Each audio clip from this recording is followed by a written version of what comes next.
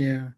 And Yeah, so, and it always comes down to sometimes the authenticity of the person goes a long way with us, beyond um the normal range. Give you an example, because of your authentic nature and you come to us wholeheartedly.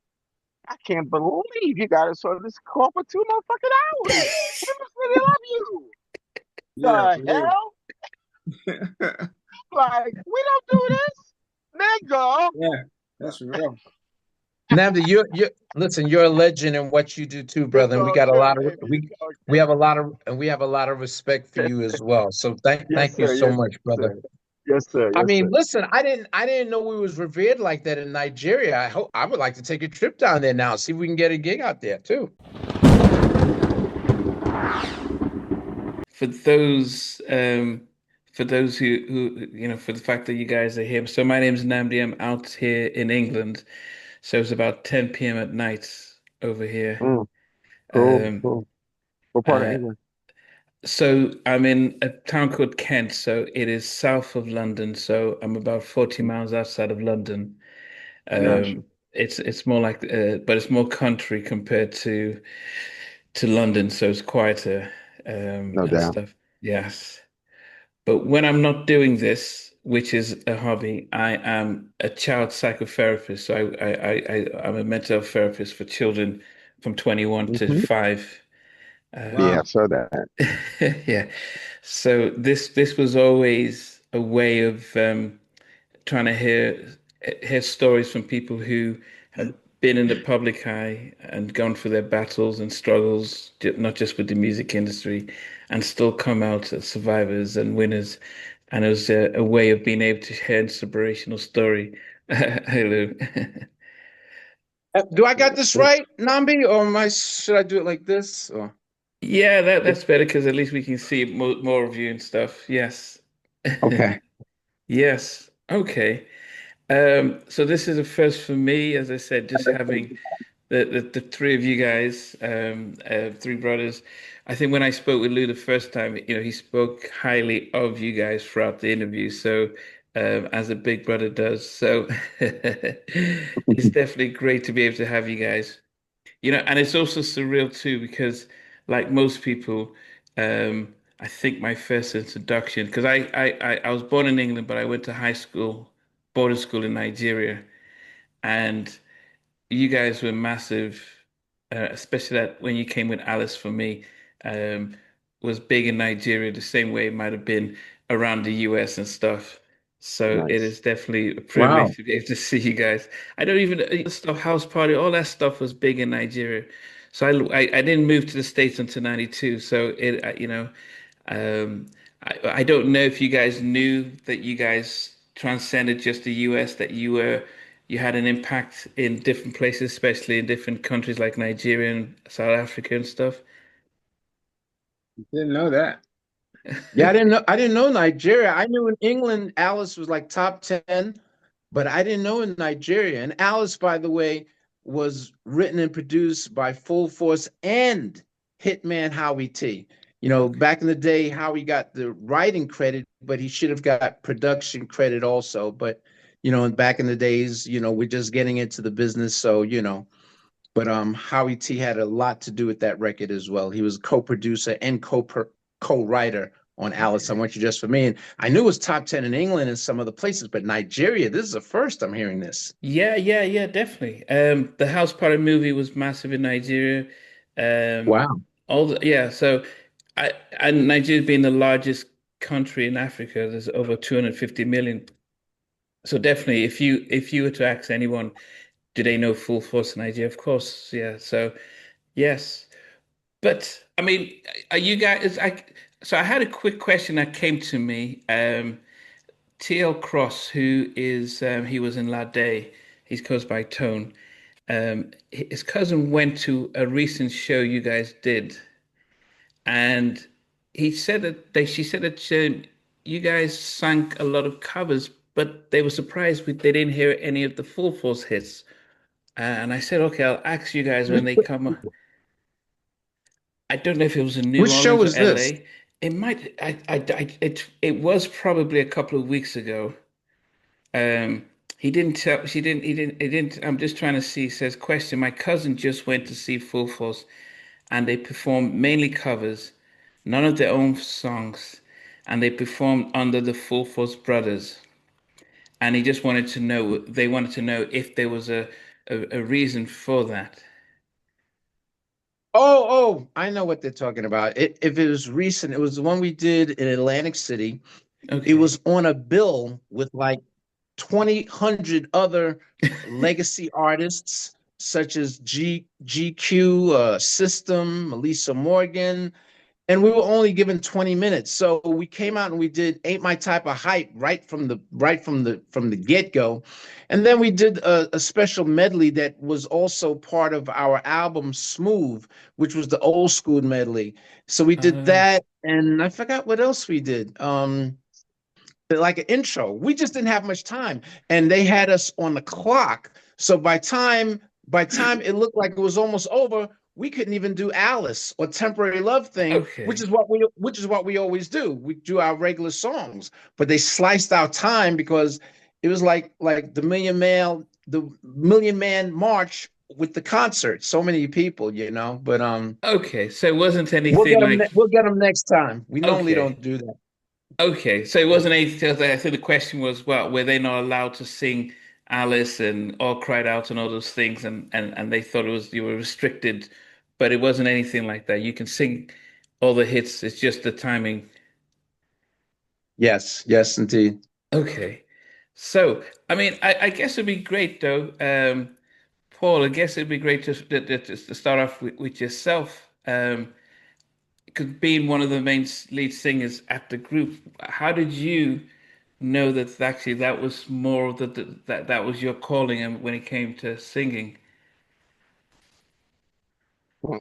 Um, I, I I like to think that I was born with the voice.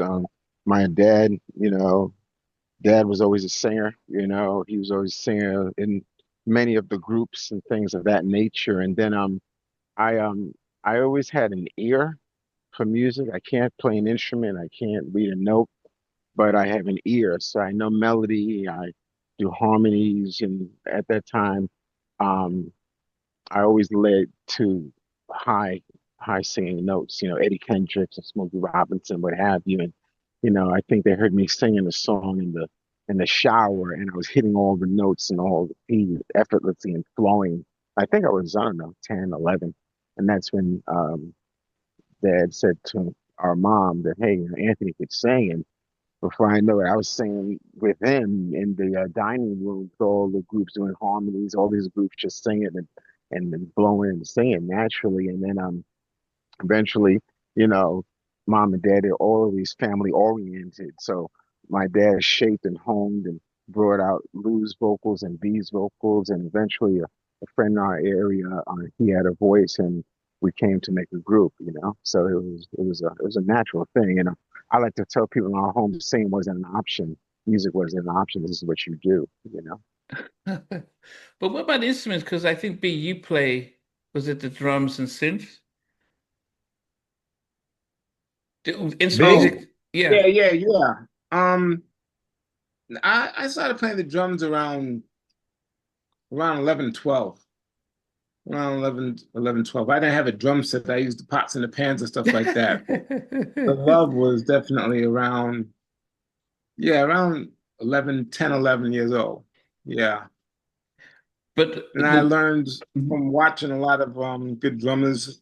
The two main drummers that inspired my life, I don't think I would have even been the songwriter that I am if it wasn't for one of these drummers. One was Craig Stewart, and I followed everything he did. He was a local drummer, so he started writing songs in the band because me, Lou, and Paul, we were singers, and we had a backup band that was played for us, and he was the drummer in the backup band, but he had this leader quality about himself, and I was just enamored with how he played drums and how he wrote songs on the bass guitar.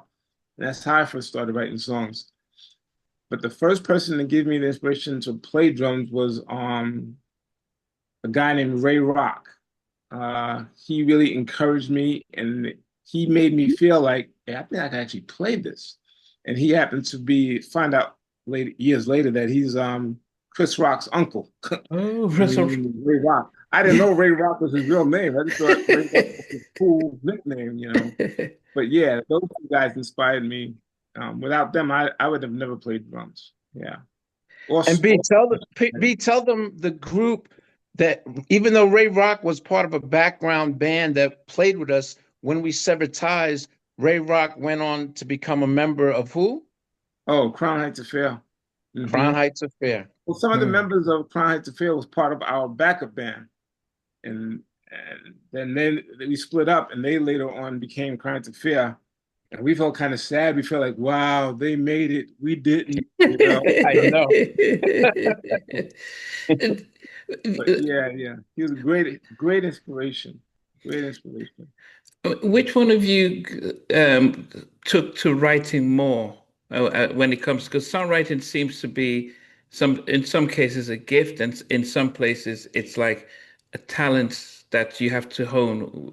Which were the three of you? I think we all had that skill. At the time, we didn't know it was a skill. It was just that I think the first song I ever wrote in my life, I think I was 9 years old. I wrote a song called "You Can't Catch a Butterfly." Ooh, I remember that. come on and catch me. Ooh, come on and catch me. Ooh. And I was 9 years old. You know, yeah. And then Lou. I mean, I wrote this song. I wrote this song when we didn't have a record deal at the time, but I did write this song. It was dedicated to a fictional group member that we said had passed away at the time, and we're dedicating this song to her. And the name of the song was called "I Can Feel Your Presence." Feel Your Presence. Do y'all remember that? Of course, it was a great show song too. Yeah, we performed it at Club Ecstasy and everything. Oh my goodness! Did you? But you never really record. I mean, how did that just? When you're doing stuff like that, though, is it just you visually? It just comes natural, or is it like, man, let's find a word that rhymes with this, or does the whole story and the flow come out, and you just have to find a melody to go with it? You know, all of the above. You know, sometimes songs kind of literally write themselves. It can start with a melody, it can start with a drum beat, it can start with the chorus, then you fill in the verses. You know, sometimes you just kind of creatively just go where the song takes you sometimes, you know? Yeah. It's so funny when I like as a group, I always work with outside producers anyway, because I always like to have outside movements. And I was thinking about Alice, you know, I went to Howie's basement, you know, Howie and too. yeah, just because I always worked with producers all the time. And as soon as I went down there, I heard and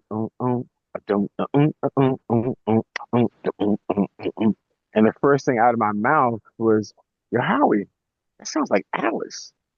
He like, "What in the world are you talking about?" He didn't know what I was talking about. And I said, "Give me a pen."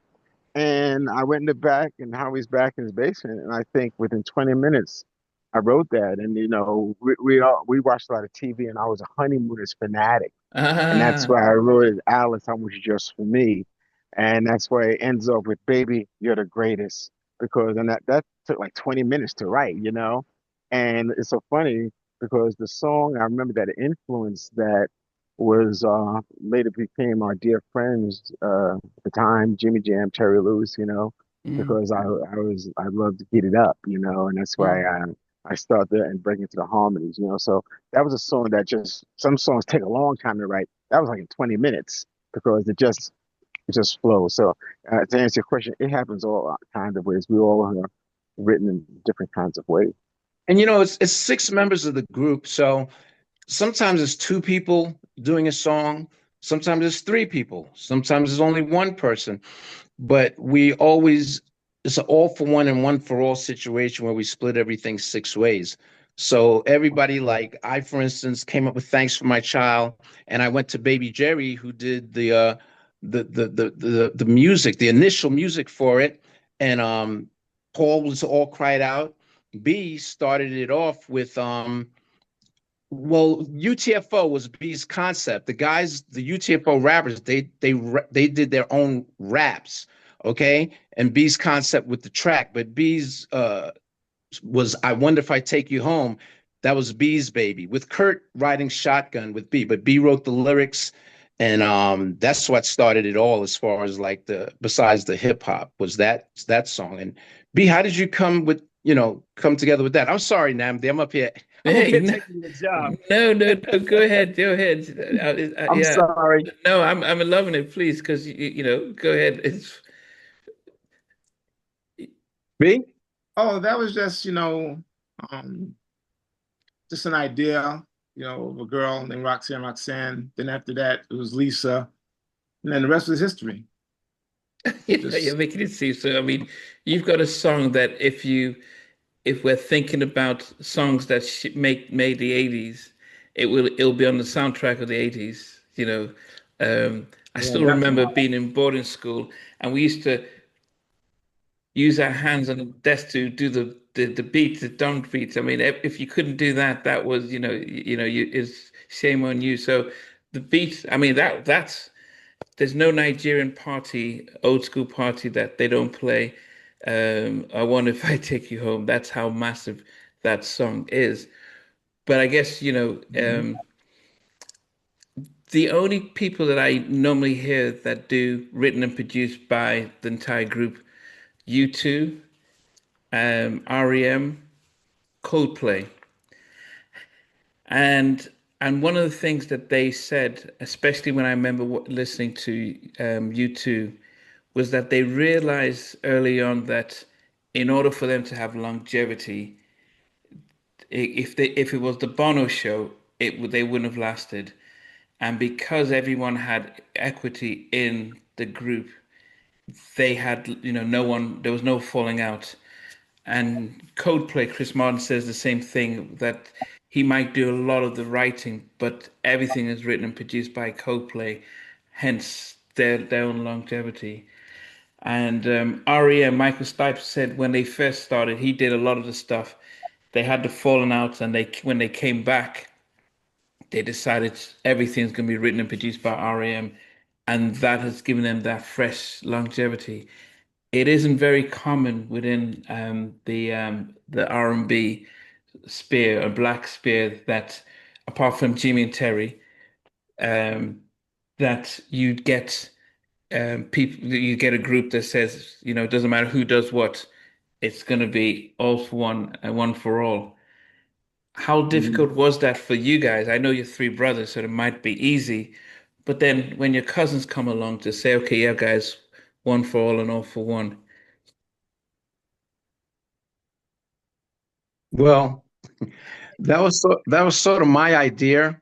As we got older, not everybody liked it after a while, the idea of of splitting everything six ways and saying everything produced by Full Force. But that's how we started from the beginning of our career. And it's lasted us until now. And we have to also give, besides giving our beloved father and our mother and our parents, all of our parents, we have to give a shout out to Steve Salem. May he rest in peace. It was Steve Salem who was our co-manager. He was the one that, because we couldn't get a record deal. We kept sending in tapes and they kept coming back, and my mother would hide them from us, and we didn't know what, we just know we was getting refused. And he said to us, he said, guys, you know what? Because he knew of us writing songs, when we were a local group. And he said, guys, I think if you guys write and produce for other people, then I feel Full Force will get a deal of its own. Now, me personally, like Nnamdi, you just brought up about Coldplay and REM and the people that says produced and written by the group. I just never heard a group, especially an R&B group, Mm. producing for other people. Okay, we do it for ourselves, but Full Force producing for a group producing for other people, I just never heard that. So I didn't really care to do that. I just wanted to concentrate on the group. Paul B, the cousins, they were all down with Steve's No, idea. Paul wasn't down Oh, either. Paul wasn't No, down. Paul. Okay. No, because right after you left, Paul was right behind you. Made his speech. He went right behind you. Oh, I Like, didn't know. but you got to remember, all our lives we were just like performers. We were just performers, and sometimes we wrote Right. songs and we performed. And Steve Salem being, him being a white guy that Mm. did like go to CBGBs and all those kind of things, he had a different insight from us. I mean, I always thought that we should be on an independent label because all the major labels turned us down. All of them turned us down. Steve felt like, no, we should produce somebody on an independent label. And Lou hated that idea. Lou felt that meant that, oh my God, I'm not gonna be an artist no more. Lou made a long speech and he stormed out the basement. It was a very emotional thing for him. And it was a very emotional thing for him. And Paul took the center floor right behind him and said, I know how Lou feels. And Paul, Really? how he felt. And then Paul left out the basement. Oh, I didn't know that. Well, yeah, he went right behind you. I don't remember, I definitely knew me. whatever he said. Sure. I don't remember whatever he said. Whatever I said. So the deal is that it ended up being that we just got into production after that. But you know what? Before that too, Nnamdi, which a lot of people don't know. Yeah, Steve was the catalyst behind that. But even before UTFO and Lisa, before that, which people not everybody know, we actually was fortunate to co-write and to play on, which is Kurt and Baby Jerry actually was the musicians to take part and play on the song Basketball by Curtis Blow. And we got co-writing credit for that song. And we're so proud of that because Curtis Blow, we were still an unknown group. And Steve Salem brought us to meet Robert Ford and J.B. Moore, who had co-produced a lot of our songs with us. And we went in the studio with Curtis Blow, and in totality, we end up working on 5 songs on 2 Curtis Blow's albums. And Curtis Blow treated us like with so much respect and everything like that. We'll never forget that. But Basketball is one of Full Force's co-compositions as well. Yeah, no, that in Nigeria, that was that's another one of those songs that you can ask anyone of my generation and that because we didn't know any of the people they talked about because the NBA wasn't big enough to go global, but Curtis Blow was massive, and that was one of the big tracks. So as I said, the fact that you guys really transcended with the music you did. But interesting what B said is that I just wonder how 6 guys would be in the studio with your engineers and everything. Or were you guys doing the mixing and engineering while you guys as producers, songwriters for your artists? No, we always had an engineer. Always had an engineer. And quite honestly, it was very difficult for a lot of engineers. Okay. Only because not when it came to recording the music, it was difficult for engineers when it came to mixing the music. Because what would happen is that you have different members that focus in on different things. So that engineer will spend time with the song, like maybe 2-3 hours. And then one of us will walk in.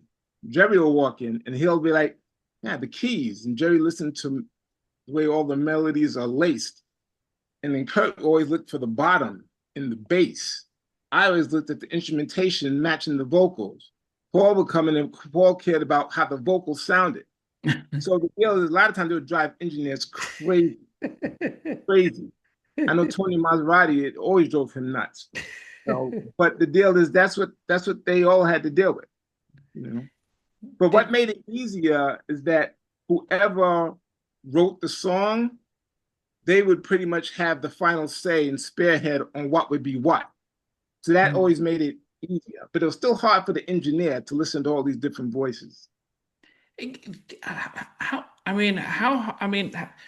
the 3 brothers and your cousins, how difficult was it to have a single voice? Because when you come up with hits like he did have, how did you guys able to become operate and talk in love and have a single vision when you have a big family coming together trying to Was anyone having a final veto say, or how did you manage?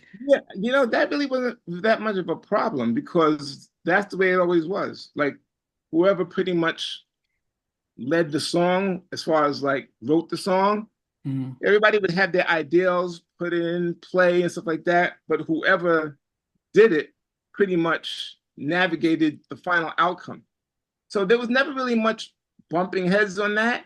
It was more like, nah, I think you should put the bass up more like that. Well, just try it. Turn the bass up, like, nah, I like it the other way. I like it. All right, I just don't. So you still would concede to the person who wrote it.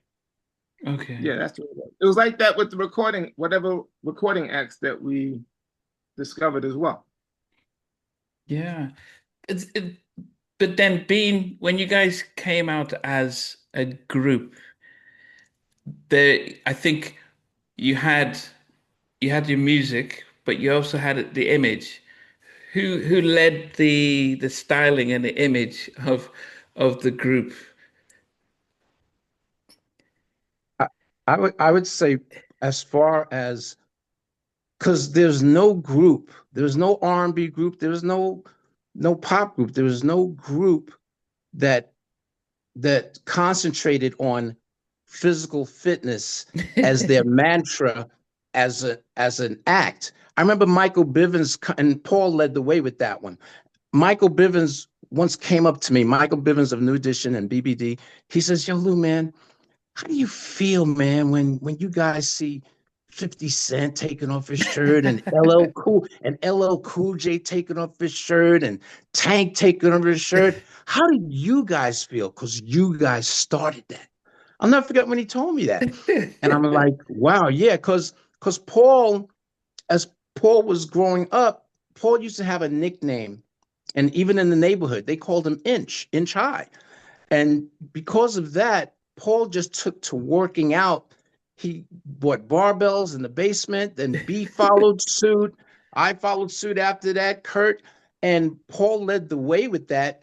And if, with the cover of Alice, I Want You Just For Me, you see us half naked on the cover. There's nothing like that before in music or physical, but even in the video, I think Paul is lifting weights in the video. So, I mean, I take a personal appreciation of the guy that you mentioned, because even instead of Crush Groove, LO was a 16-year-old kid with immense attitude, but didn't work out. First time I met 50, he weighed about 240 in Corey Rooney's office, and this was before Buster started working out. So we all was in physical shape. He was in shape, Kurt was in shape, but I was always very extroverted. I would put it out there, in your face constantly. We did a video called Quickie, and I'm coming out of a tub, just briefs on, because I was always, but in terms of training and bodybuilding, that was my thing. So when I see the Tanks of the world or Buster and everybody, they know that, Full Force, and particularly me, led the brigade in fitness and bodybuilding and training and putting it out there into the video, So I get a personal feeling that even now I've stopped by NFL athletes and pro athletes, bodybuilders all the time, even today. So I take a personal appreciation to that. So like even Tank, Tank was doing a birthday shot for Paul one time, and Tank called Paul like the blueprint.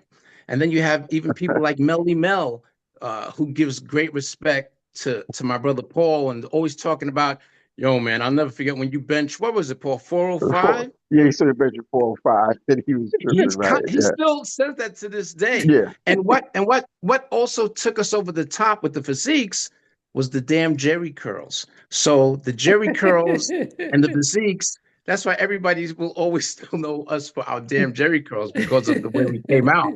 Yeah, even with the music and the look, we was always kind of ahead of our time, in terms of the headband, the Jerry curls, and the makeup, and the rip shirt, and everything like that. I always kind of patted myself off of like Motley Crue, Rat, Yeah. all the rock groups. That's where I got my style, because they was ripped shirts, headbands, the whole nine. I think I remember in the 80, and I think it was 85. I remember, they had ears pierced everywhere. And B said, "Yo, Paul, what are you doing putting ear in your right ear, man? That means you're gay." And I told B, by whose standards? By whose rules? I do my own thing. Next thing you know, years later, everybody's got ears in both ears. There in house probably had five in one ear. Sometimes you got to watch things happen, you got to make things happen. But we was always on the edge of being ahead of our time musically and stylizing. And Paul used to wear eyeliner, right? But he Yeah. didn't care. He didn't care. And Fat Man Scoop, may he rest in peace. I'll never forget when he told me, he said, "Yo, man," because we were still from Brooklyn. We were no punks or nothing like that. And No. Fat Man Scoop said, "Yo, man, no matter how y'all came out with them long ass Jerry curls and everything like that, not even the hardest person would step to y'all. We always gave y'all respect." That's what he told Right. me. I mean, Because what you know, the truth comes out. I did when as I said, I still remember seeing you guys and reminding myself of like WWF, back in the day, Ultimate Warrior, because the Ultimate Warrior kind of looked like he could have been in your group, the way you guys dress. Um, but then did that not intimidate the executives though? They, just you know, just the group being being these big strong guys. Did it not intimidate the labels? Yeah, What, what, but the thing is that but the thing that instilled is that we got immense respect because although that was our persona, that was our image, we was all about the business. It was never about the music. It was about the music business. From the inception, we knew important having several revenue streams. So we'd have revenue streams as artists, as managers, as producers, as writers, as actors, always. So, our image was one thing. People will say, "Hey, man, those guys are great to work with. Their personalities are wonderful." But when it's time to turn on the stage or for the screen, we become something else. And once again, it goes back to our family and our cousins, our parents, and showing us how to not only just sing the song but become the song. Not only just act the part, beat the part. So yeah. But I would say that that's been one of the struggles with most artists, other than the ones who were associated with, say, pop rock labels, but most artists that were signed to the black label the divisions were not given the tools necessary to understand the business, you know, publishing, and on all those music rights. And so almost after the third album, it's like, oh my goodness, where's all the money? And then having to learn the hard way. How did you guys probably get tuned in early on about, knowing how the business side of the industry works and not just be performers?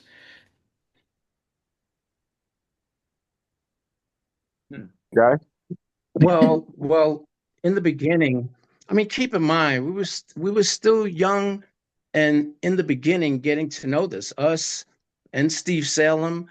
So we was just in the beginning, but we all knew that we just had to do a fine line. Like, say we was co-managing with Steve Salem, and we co-managed Lisa and Cult Jam, UTFO, Show Pepsi Riley. Um, you know, we still get our percentage, but the bottom line is that Steve was also a mastermind as well with his thinking, and he would, like case in point, it was his idea, alongside with, like we said before, of producing others. It was his idea to have the first album called, and the first debut album to be called, Lisa and Cult Jam with Full Force. So back in the day, it might have confused some people, but that was 40 years ago. It didn't confuse people as we started getting a name of our own self. You know what I'm saying? So on the business aspect of that, he always would be there with us, talking to the record labels and finding out certain things, and we were relaying it to the other acts and everything like that. So we were just, ahead of the curve in that beginning. And the record company knew that too, because they gave us respect whenever we would come up to the label and check on ourselves and check on some of our acts for, various business scenarios. Yeah. I mean, did you guys think when you did have Lisa and Cult Jam featuring Full Force, and then you had a video of 30 people on there, did you think, oh man, this is a little too much, we just don't need to get involved? Or did you understand at that point that actually that was because the song was going to go to an international market, that actually it made a massive difference with your name? Well, here's the thing. The reason why Steve Salem even mentioned that, about it being with full force is because, first of all, there was time when the acts felt like, man, full force is like always there, or man, and sometimes they wouldn't say it, but they would feel that. And that's understandable. Mm. But what they forget and fail to realize is that we only started getting into producing to get ourselves a deal. That was the reason to become producers, to get ourselves a deal. So Steve Salem was like he was a full force member, for real. I mean, he was so much like a full force member. Yes. He was always thinking, how do I get full force in the camera? How do I find the angle? Even when we didn't understand it, he was always thinking, because remember, Steve was white and he comes from a different type of musicality of making it. We come from the musicality of, if you do a show good, they'll sign us because we're good. That shit went out the window. That was over. We didn't realize that in the middle to late 80s, being a dope band that could perform, nobody cared about that, especially if it was a black band. That was done. Steve knew that.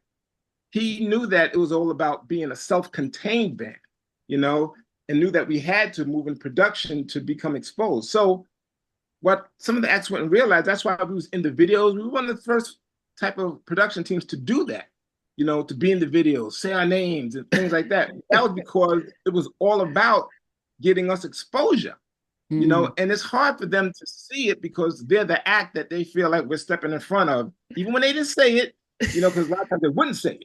I know they felt it, so that was the main thing. We was doing it to become, full force. Now, I know Lou and Paul don't agree, but I felt like when it came to All Cried Out, we had the longest damn name in the history of Columbia Records. The damn thing said Lisa and Cult Jam with full force, featuring Bow-Legged Lou and Paul Anthony. And I think No. Paul Anthony and Bow-Legged Lou. Paul Anthony and Bow-Legged Lou of full force. Didn't it? You say it didn't say that. I just swore it did. No, it didn't say that. It said, I'll tell you how it said. Tell me what it said. Because listen, this was also Steve's idea. It was full Lisa and Code Jam with full force, featuring Paul Anthony and Bow-Legged Lou. We took it down after 2 weeks. But here's the funny thing, Nnamdi. Now that you bring that up, B, I'll never forget when we were doing the video. This is what shows with the managerial title and everything. And Steve was with us with this for All Cried Out, that video. Because once again, we came out and it started out big in the dance, then the R&B. Then once it starts transcending to pop, then all the pop executives and the executives there at CBS Records. So when it came down for All Cried Out, because first of all, they didn't even want that to be a release. It was, I wonder if I take you home, then Can You Feel the Beat? Then it's like, okay, this is about like All Cried Out. With All Cried Out, they wanted to do the video. They had a meeting, and I remember I went to that meeting. Phil Sandhouse, I'll never forget it. Phil Sandhouse, Jack Rovner. Okay, guys, listen. We're gonna do this. We're gonna do this video, All Cried Out. But when you and Paul singing in it, when y'all sing it, we're gonna use silhouettes. Silhouettes. That's it. So y'all wouldn't see. And I'm like, silhouettes? What the hell? So who's singing the song? Shadows? But the funny thing about it was Phil Sandhouse, who just came on board, who I saw him about 9 years ago. We laughed about that. He didn't know that we also managed Lisa and Code Jam. Right. He didn't know. So he was telling us why he probably thought he'd go to someone higher up, but he have to come back to us. That's funny. Oh, and as far as that title, I loved it then. I still love it now. Because it's all about building the brand and building the name. And the group was created. That was Full Force's only top 10 pop hit of our career. So it didn't bother me at all then or now.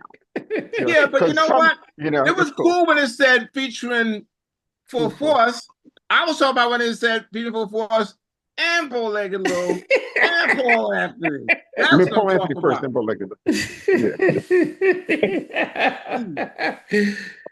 Once again, Lisa and Coach Jam with Full Force featuring Paul Anthony Bolegaloo. And it just lasted 2 weeks because I said, oh, that's kind of ridiculous. And then we took it down. Even Steve said it's because it was Steve's idea. And Steve said, no, let's take that down. Let's take that down. And we took it down. But I'm just talking about the video. So coming back to the video thing with the silhouettes, they came back and they were very creative. And if you see that video, the original video of All Cried Out, it shows me and Paul singing our parts, but Lisa's love interest is thinking. So what we're singing is Lisa's love interest thoughts in the song. And I think that was great. I think that was great. Whose idea was it to, because you could have sang the song yourselves, but whose idea was it to say, well, let's give this to Cult Jam and actually get Lisa to be the lead singer? Well, no, the song was always written for Lisa. I don't think he's talking about. Are you talking about the song, Nnamdi? Or are you talking about the group? Yeah. No, the song. Well, the song itself. Was it? Oh, okay. It's always written for Lisa. Well, it was always written for Lisa, but my mindset was it was always going to be a duet because I wanted to make sure that we blew up also with it, And it's wonderful because that's how you live forever. Because that song is now a standard. I mean, we can perform it right now. The people just sing both our parts. You know what I mean? So it was always a duet, but I wanted to make sure that we were featured strongly on that song because we was always creating. That's why when I went to Take You Home blew up, they gave us 2 weeks to do an album. Back then, the album was 7 or 8 songs. We was always in creative mode. We had all the songs written. So the plan was for her to do that song, but I was always going to make it a duet, to make sure that we reap the benefits of what we created. And that's why on the next album, when we had back-to-back number ones with Headstone, Lost in Motion, I wrote another song called Someone to Love for Me, and I went over the top. I made sure that me and Lou opened that up and then brought in Lisa. That was deliberate, okay? So it's okay. It's all love. But go ahead. Go ahead. No, I was gonna say, did it bother you that they had more success globally than you guys? No, it didn't bother me because we was always creative entities. We wanted big success for ourselves, but we kind of lived through our artists as well. If UTFO were to blow up, I mean, Pepsi had a number one record. She's still my favorite singer of all time. So as producers and as managers, we had to do this distinction, wear all hats. So if one thing blew up and Lisa crossed over and Lisa had back-to-back number ones and hits and everything like that, the climate was right, the time was right, and it is what it is. You know what I mean? So if we weren't managers and producers, then we might feel a certain way. But no, we vicariously live through our artists as well. Yeah, I mean, it's the same thing. Like when you talk about All Cried Out, remember, 10 years after we released it, Allure and 112 came out with it. And we were so excited again. We was very excited again. And we're very close to this day, us and the girls. And that became huge, like all over the world. I would have been super excited because, look, I was super excited because I was with my man Corey Rooney. He said, Paul, come on, I want you to hear something. And when he played it, I heard Mariah Carey singing All Cried Out. She was singing it. And I said, I pressed the cassette stop. I said, Corey, what you saying? He said, Paul, this is Mariah Carey's favorite song of all time. She loved this song. I said, who's the male singing? He said, that's me. I said, it's you singing our part? Corey Rooney could sing. He said, yeah, Paul, but she promised Tommy that would be the first single off her new label Crave, which was our sister's Allure, and so it's still wonderful. And it was still a smash. So that song transcends. I think now on tour, Lisa sings the duet with Tony Minaj, All Cried Out. They sing that. Hopefully eventually next year maybe we'll all get together and do what we were supposed to do, what we talked about before, and have Lisa Kojam and Full Force reunion, which will be fantastic. We tried to do it before, but it'll be fantastic with Tony included and Mystina Soul, who's also part of Kojam included. So that song transcends a lot of things. Just going back again, like you're talking about living through the acts, I'll never forget this, Nnamdi. Me and Paul went to see the Backstreet Boys in concert. As you know, Full Force wrote and produced All I Have to Give by the Backstreet Boys. So they were here on the concert. Me and Paul's in the lobby, and all of a sudden, you hear the Backstreet Boys coming out on stage, and they're starting to sing. And what did you say, Paul? Yo, Lou, man, let's hurry up, man. This is our group. And even though Backstreet Boys was in our group, he says, let's go. We just living through them, and that was very exciting, that time as well with them. B, what was it like being in the studio with the Godfather of Soul?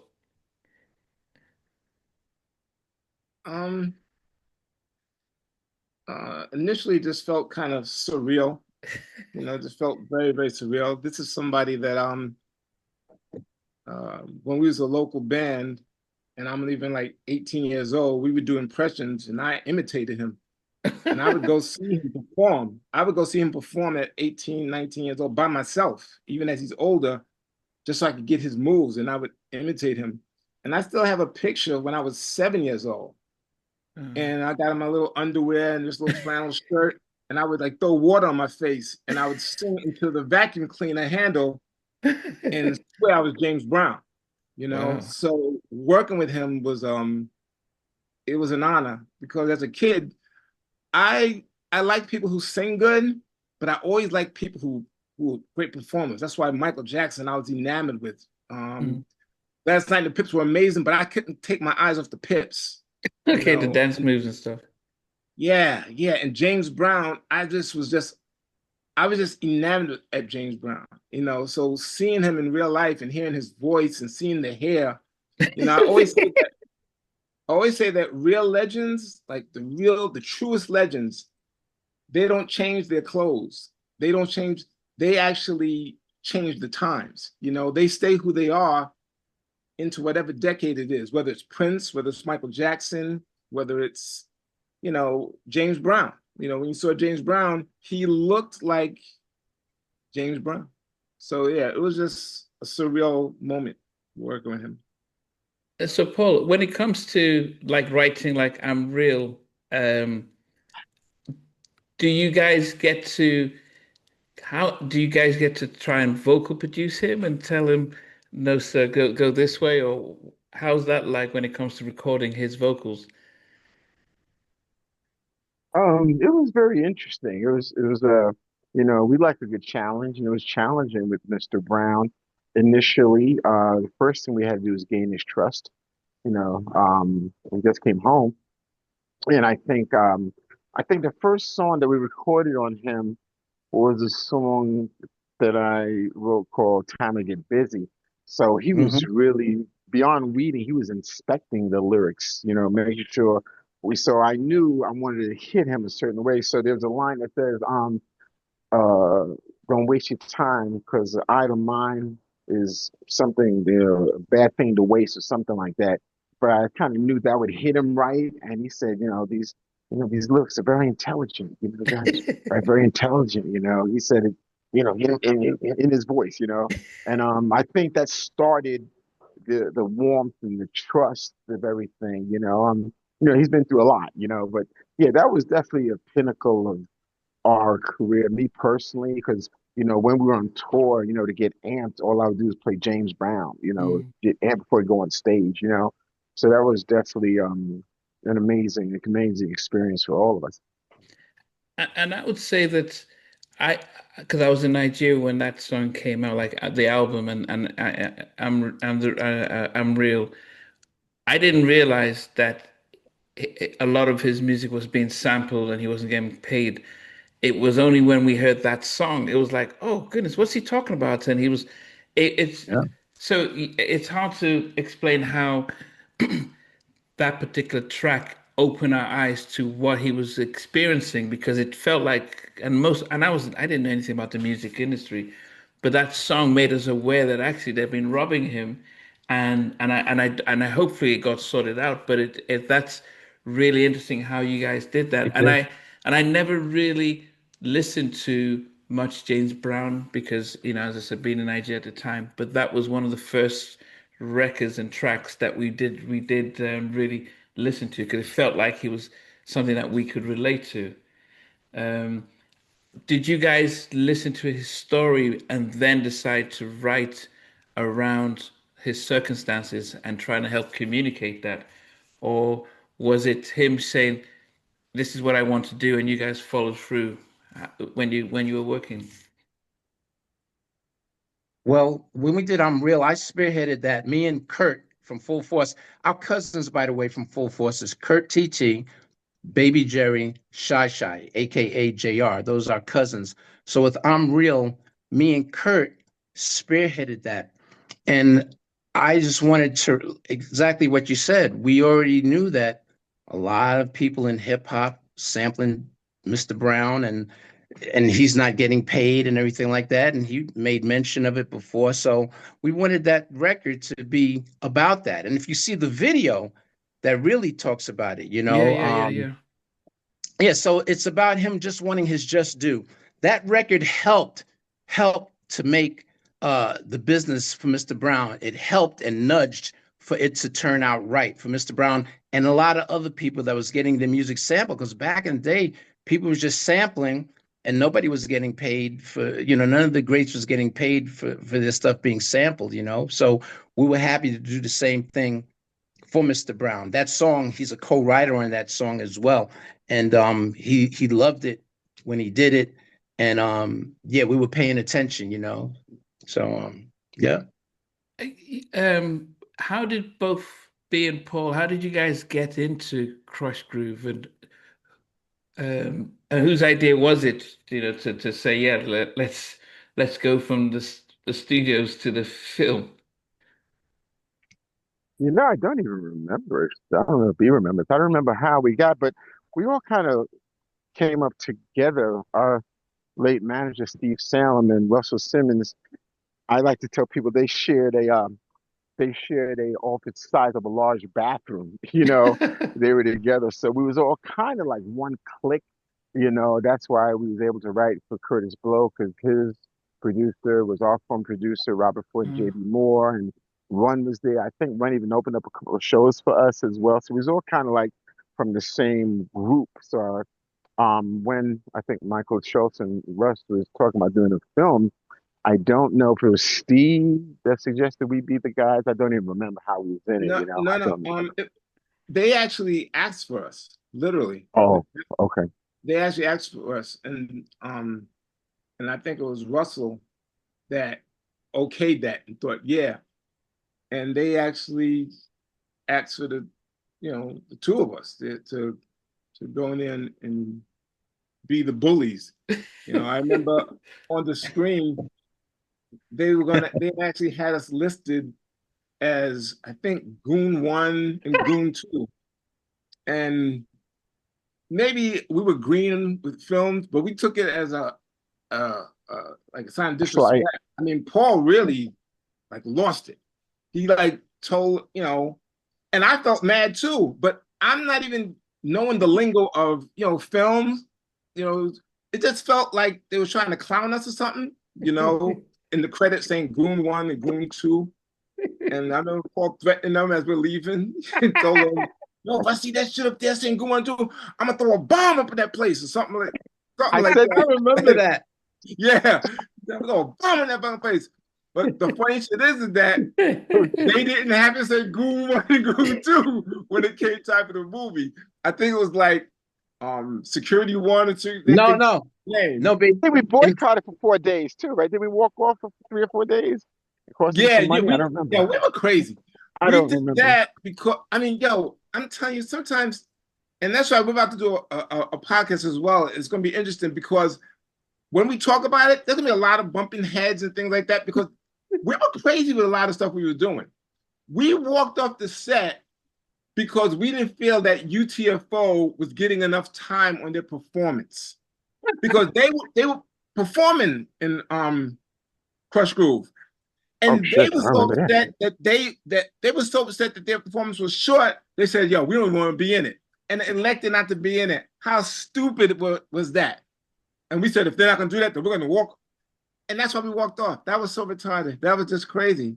But yeah, we actually left the set. Wow. Because of that. Wow. Who changed your mind? Who got you guys back in? Yeah. Was it Steve? Maybe Steve talked to Russell. Russell talked to Steve. No, Steve. the deal is that I think that our parts wasn't conflicting at the time. And I think that,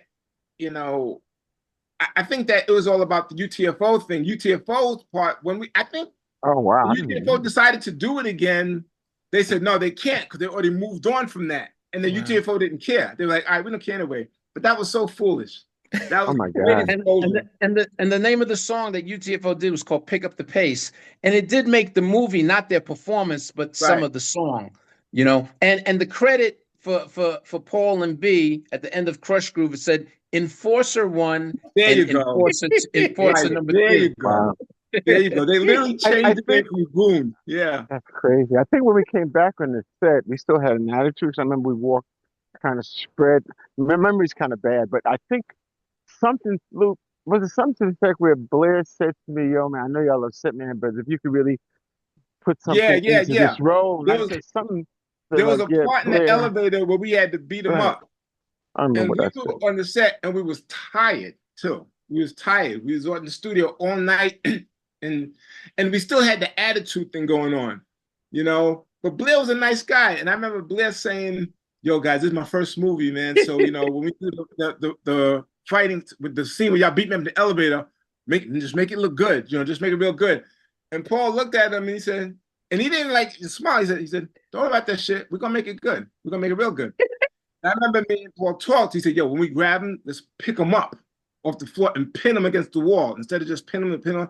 So that's what we did. So we grabbed him and we pinned him up against the wall, but in the air. And the thing was, what wasn't in the script, after we said what we said to them until Jay gets his money, something like that, we just let him go. Drop to the ground. And when he fell, his back hit the rail in the elevator hard. So when he was on the floor in pain, he was really in pain. He was really you see that camera kept rolling, though. Yeah, and they kept it. They kept it moving. Yeah. Wow. Blair's a great guy. We've been like really close ever since. Yeah, that's family. That's family. Blair Underwood. Yeah, but then when House Party came around, had you guys learned about, okay, this could be immortality when you are in the movie, because these like a hit song, it will always get remembered. Did you then take it a little bit more serious when the opportunity to play the bullies came up? Oh, in the House Party. Yeah, in House Party. Well, in House Party, we was actually written in the script as descriptions. So when I mean that is that in the script, it says something like the Kid and Play character is accosted by 3 jerry curled bullies with great physiques, somebody like Full Force. That was in the script. That was literally in the script. So then Robert Ford, who had co-produced with us some of our earlier works, he was a friend of Reggie Hudlin, and he said, "Wait a minute, why don't you just get Full Force?" And I think Reggie Hudlin said, "Do you know them?" And he said, "Yeah." And then he gave him the number, and Paul, he spoke to you, right? He called you, Reggie. Yeah. Robert called me first, and Robert said, "Hey, Paul, listen, a friend of mine, he's just graduated, I believe, Harvard, and he has a script. He's getting a lot of interest, man. So I want you guys to check this out, man. This could be a really good look, And we've always been open-minded, the 6 of us. We're like, hey, and that's the funny thing. Even though we had a Brooklyn attitude, we always had an open mind. So he called, kind of nervous. I forgot I was writing, and I called and. He was like, "Hey, man, my name is Reggie. Glad to meet you. Listen, I had this script, and Robert suggested something like that." And I said, Hey, Reggie, listen, no problem, man. Just send it over, man. I'd love to check it out, no problem. It's all good. So he sent it to me. I think I read maybe, I don't know, maybe 10, 15 pages, no more than that. And then I think I reached out and I said, Lou, B, or I reached out to Lou because when we were kids, Lou was always the one that would do. I mean, you may not know, depending on how old you are, but there was a thing back in the day called Kenner projectors, and you know, as we were kids. So Lou would put on little plays and stuff like that, and he would have us all acting and everything like that. So after I read the first 20 pages, or however I saw we was like within the first 10 to 15 pages. I said, wow, this is good. I didn't read the rest of it. I said, Lou, yo, check this out, man. I think this is crazy. 'Cause I was working on some songs, working with somebody, and then Lou read the whole thing. Lou, you want to go from there? Yeah, well, basically, we went into audition for with Reggie and Warrington. They just wanted to see our chemistry and if we could act. And we went there and did some improvisational stuff, the three of us, because me and my brothers, like Paul said, when we were young, I used to write homemade plays and we would perform them for our parents or our friends or our family members, and just be the three of us in the cast. And our chemistry developed so young that when we did our thing in front of the Hudlin brothers, they said, okay, well, these guys can definitely act. And then we got the part. Now, when we went out to California and did the table read with the whole cast, Martin, Tisha, Kid and Play, we did the table read. After the table read, we went back to our hotel, or they call it the Oakwood Apartments. And when we went back there, I told my brothers, I said, guys, I don't know, man. In this movie, so far, what we read, I don't like how we're portrayed. We're like bullies with no personalities. We were like goons. Good 1, 2, 3. So, but with no kind of personality. So what I told my brothers, I said, listen, in it, I was Pee Wee, of course, in the movie. Paul was our leader, Stab, and B was Zilla. But originally, B was supposed to be Pee Wee, and I was supposed to be Zilla. I said, B, let's switch places. I'm smaller than you and Paul. I'll be Pee Wee, and I'm going to talk like this throughout the whole movie. So at first, I think my brothers thought I was kind of crazy, but what we did is that we rewrote one of the scenes. And I told my brother, okay, we're rewriting this. I came up with kick your fucking ass right there, and as well as I smell pussy right there. So we did both of those and other stuff within that scene. I said, we're going to go to our trailer. We're going to invite the Hudlin brothers, Reggie and Warrington Hudlin, to come see us do our thing, changing this part. If they like it, then we're good. If they don't like it, we just go back to what they got on the script. They came and saw us in the trailer. And after we did our thing, we just did our thing. Warrington, the producer, he said, keep it. And as he walked off, Reggie said, you heard my brother, keep it. And we were so happy. After that, me and my brothers, we changed every scene that was originally in the script. Everything you see in that movie is me and my brothers. That's our creation. That's our creativity and our chemistry together. Everything in there is us, So we're proud of that. And that's a big thing in our life. And not only to have the acting parts, but for people that know us, they're like, they weren't surprised. But people in the industry, they were really surprised. I remember Eddie Murphy telling me, he said, man, you guys, Arsenio Hall, all the comedians, they were so surprised. But we did the damn thing, and it still resonates to this day. And not just our acting parts, but there's a centerpiece song in the whole movie, which is the dance battle song called Ain't My Type of Hype, which was written and produced by Full Force. And the running joke is, because not everybody, a lot of the young people, you would see comments and everything like, well, I didn't know they did that song. They did that too. So the running joke is that here we are, Full Force, the Full Force brothers trying to get into the party, and they won't let us in, but they're dancing to our damn music. The question is, because I think on reflection, I mean, the running joke, the memes now is like, you had, guys in their 20s looking like they're high school, feeling like they're high school. Now, as a kid watching it, it didn't resonate until now you watch it back and say, Um, I guess in movies it doesn't matter because I guess like in Greece, you start thinking John Travolta doesn't look like a high school student. You guys didn't think, hey In man, are we Greece. supposed to be in high school as as big as we are? You didn't, it didn't. Not at all. We could have got left back. We could have been super seniors, whatever. But at that time, nobody was thinking about it. Years later, there's a meme that surfaces every year says, House Party tried to make us think that these guys were 17-year-olds in Yeah, high school. That's the yeah. on-running meme. But back then, nobody thought about it. Now they think about it. But hey, we got left back a couple of times because our performance resonated so much that nobody even cared, you know? So yeah, that's funny.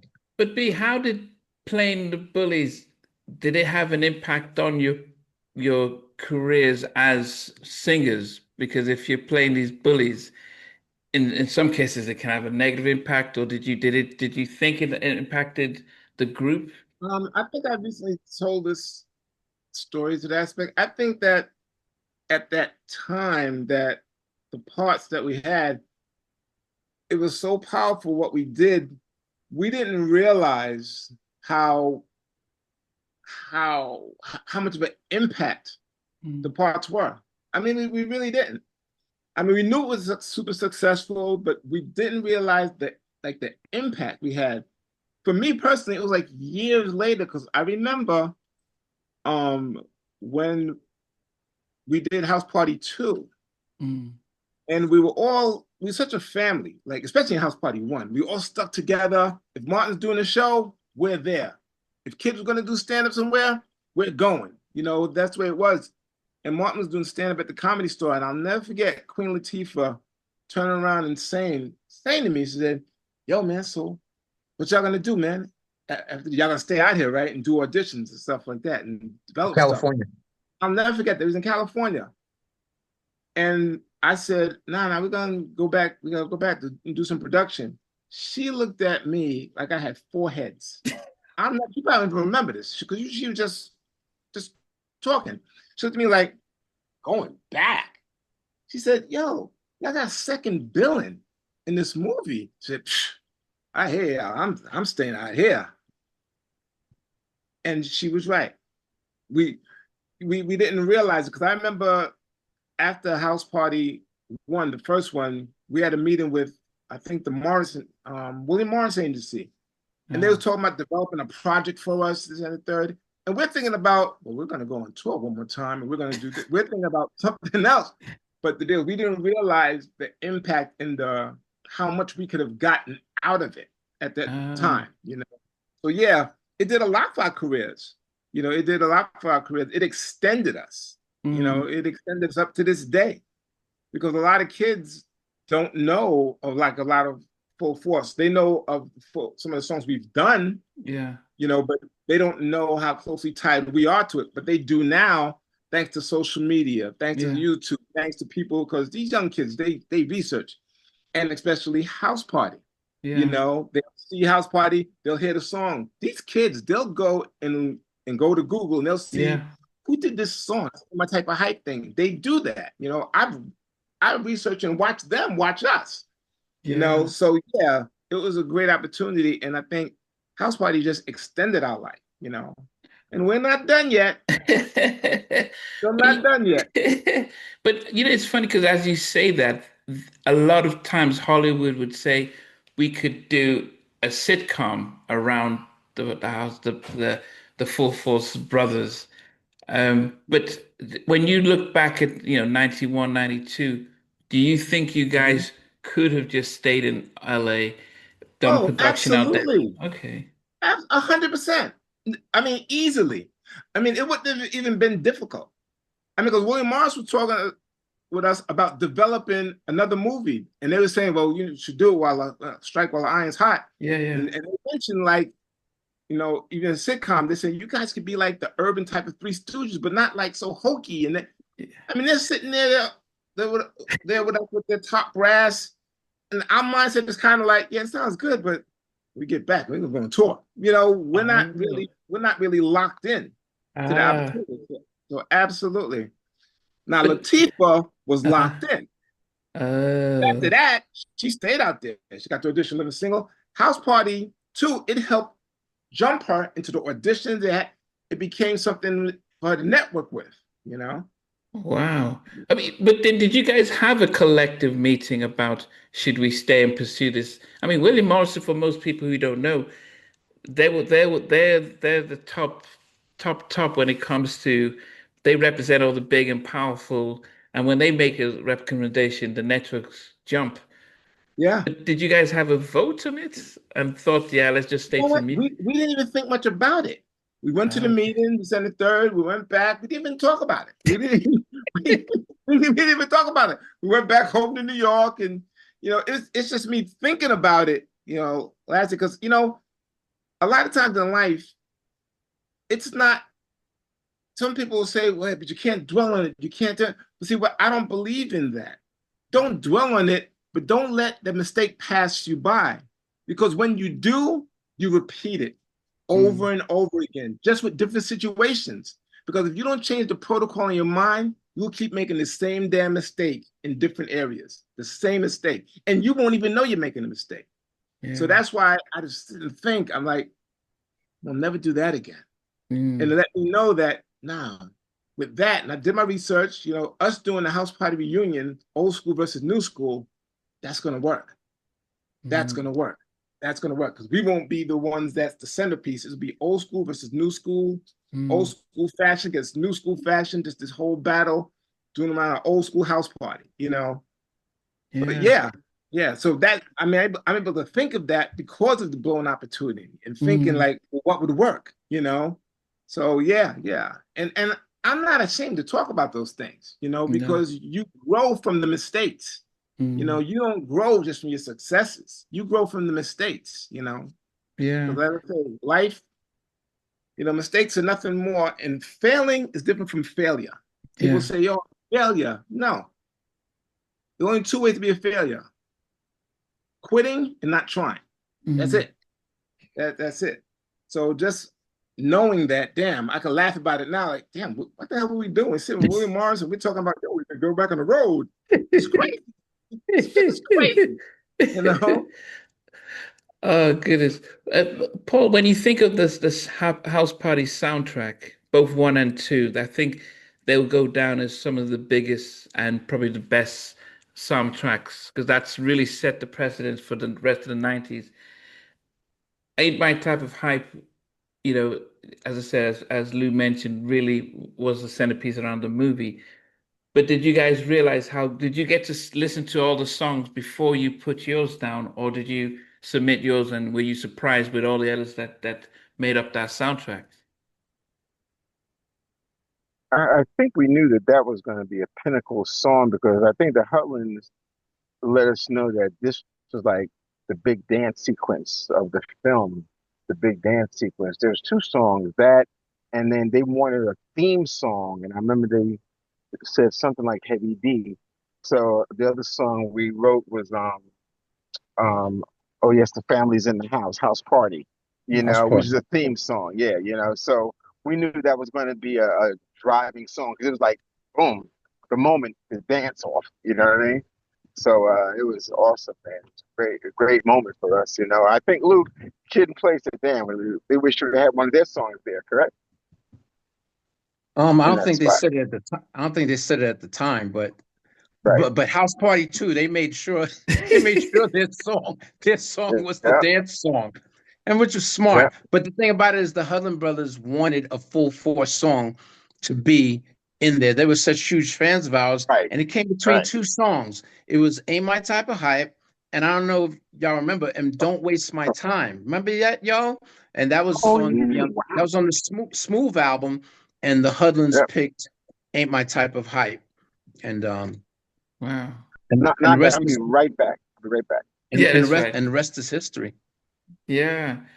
The was it a hard decision to come back on House Party 2, or did you say Nah, I was looking forward to it. I think we was all looking forward to it, but it didn't have the same. It just didn't have the same. Um, it just didn't have the same guide. Because look, Reggie Hudlin wasn't doing it. So right there, it went for a different turn. George Jackson is cool. I know George May he rest Jackson. in peace. I know, yeah, rest in peace. Know him and Doug McHenry, especially George. I know him even when George was running Motown. So I knew them before we even did House Party 2. But They did Crush Groove, right, B? Didn't they do Crush Groove with you yeah, guys? yeah. Or they was part of Crush Groove. I know Michael Schultz directed it, but I thought they were part of it. No, I think so because I knew George from way before that. Yeah, you're right though. I think it was something like that because I knew George even before he got to Motown. right? George Jackson. He's a creative dude. But them doing House Party 2 wasn't the best fit. You know, best fit would have been Reggie and Warrington doing it without a doubt. Without a doubt, you know. But what about House Party 3? Did you decide not to go? No, we wasn't in that.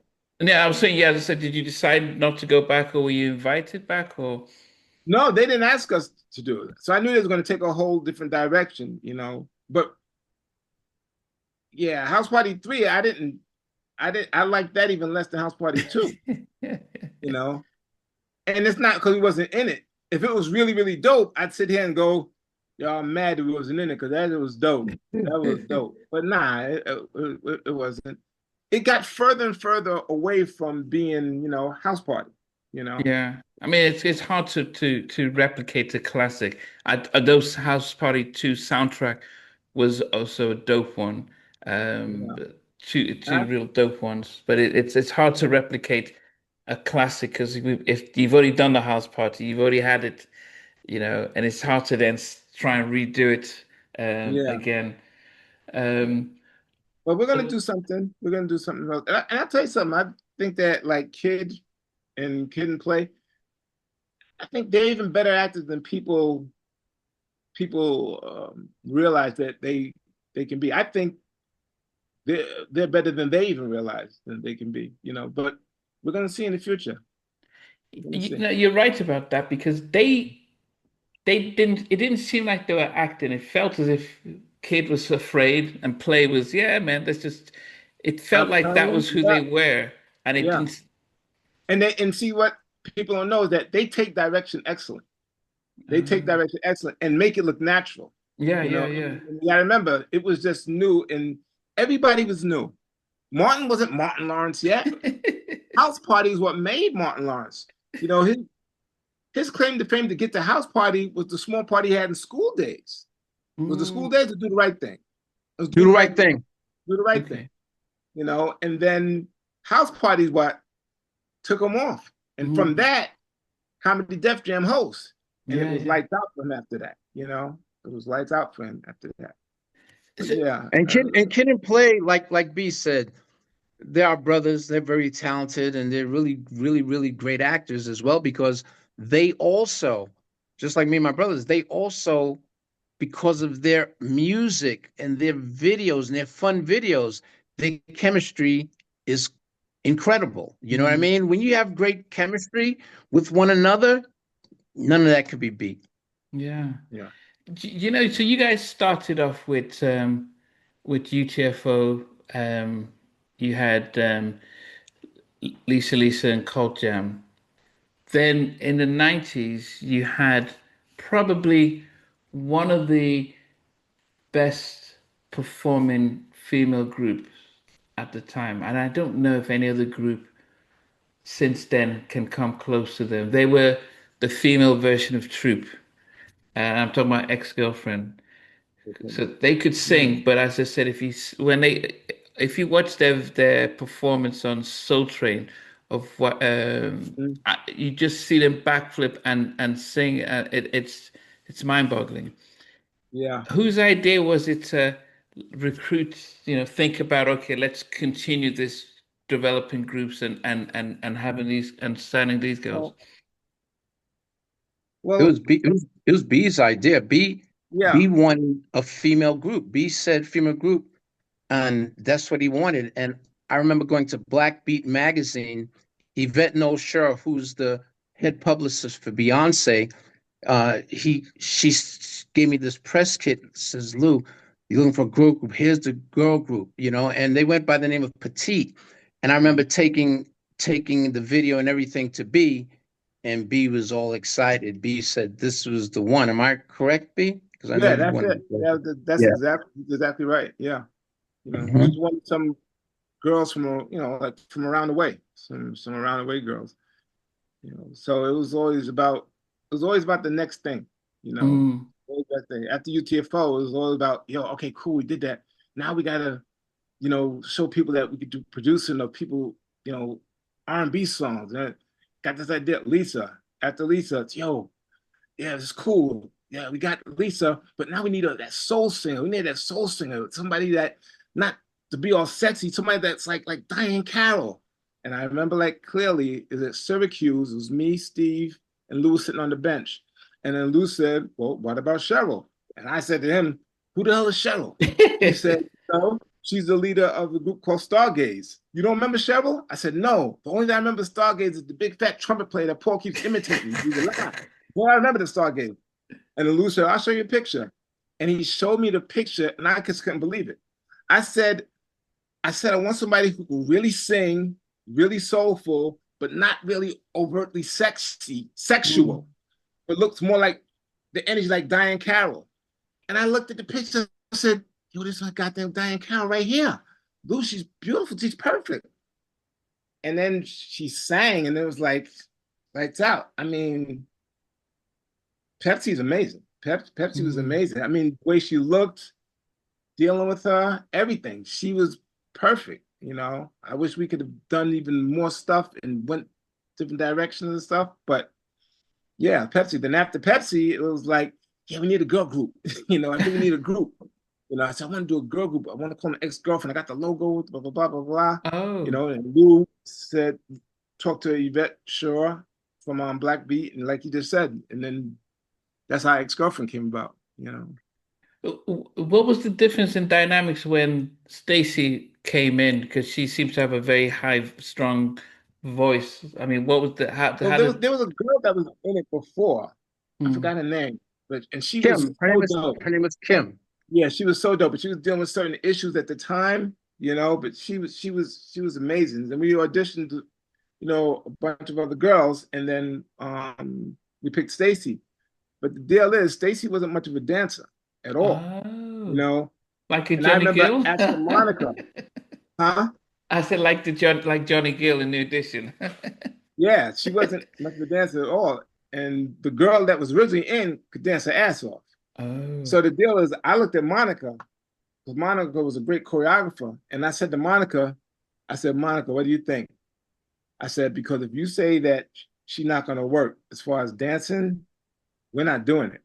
And she looked at me and she said, I'll make it work. I said, Monica, if she can't capture ex-girlfriend the way we want it to be, I want it to be like the way I see y'all, let's not do it.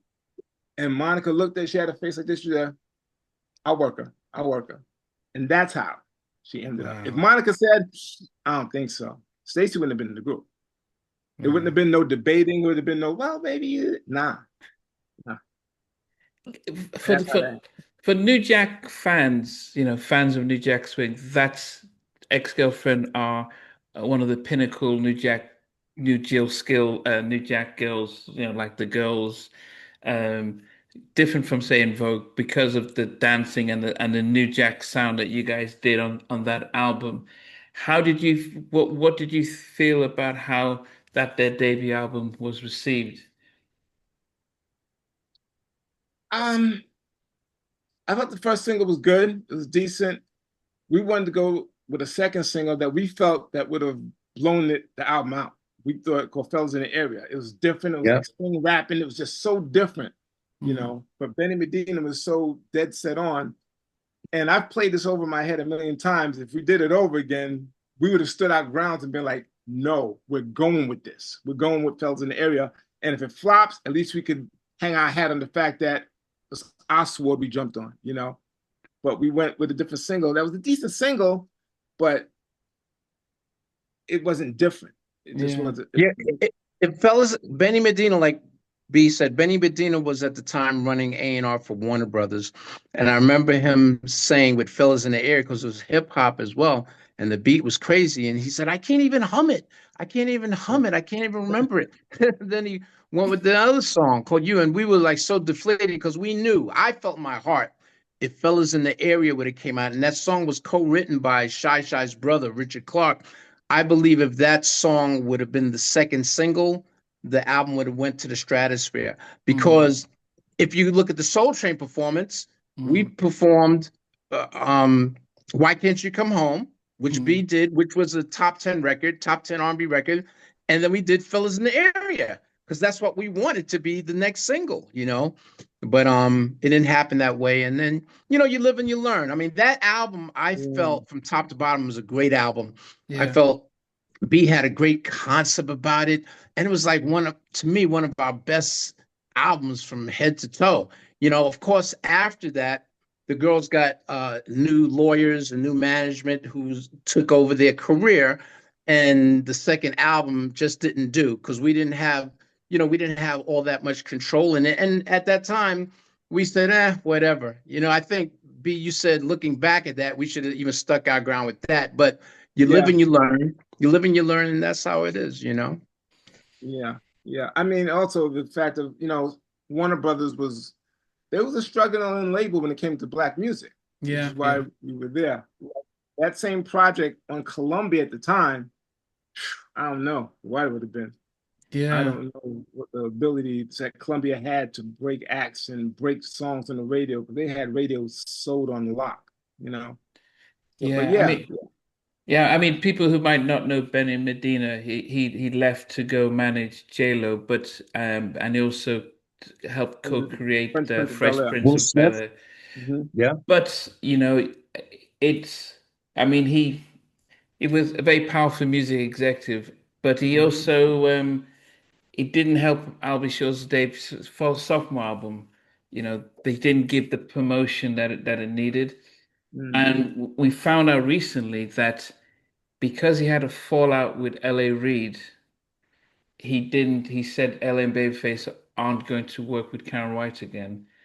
And so that was why they didn't work with him, because L.A. Reid had brought Pebbles to a function that at Warner Brothers because they were dating. And Benny says, if you don't get her out of here, you're not going to work with us again. And he was like, he didn't explain why. And so LA, well, Karen, no one knew about it. It was only when LA Reid was a recent interview that he kind of remembered his fallout with Benny Medina that meant that they couldn't work on Karen's sophomore album. And so Jimmy and Terry came in and did it. But so Benny was very powerful, and I wondered if you had tried to stand your ground, what that could have been like if he proved you wrong or so. I don't know. So it's really. I think he would have let us go. I think he would have let us go with it if we pushed real hard. I think he would have let us go with it. But you know, we were still trying to work with the label, work with everybody, and let it go smooth. And you learn from these things when you go back in your mind and you learn from that and be like, nah, sometimes you got to be the asshole if it has to be that. And if people don't like you for it and it wins, they'll end up liking you. And if you lose, at least you did it the way you wanted to do it, Yeah.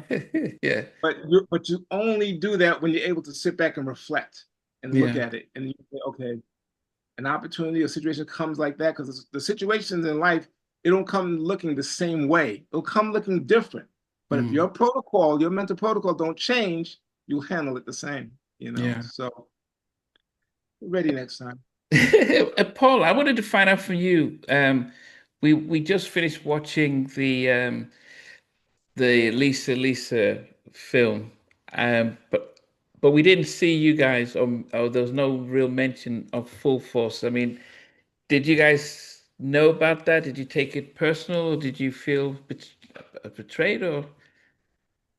We heard about it.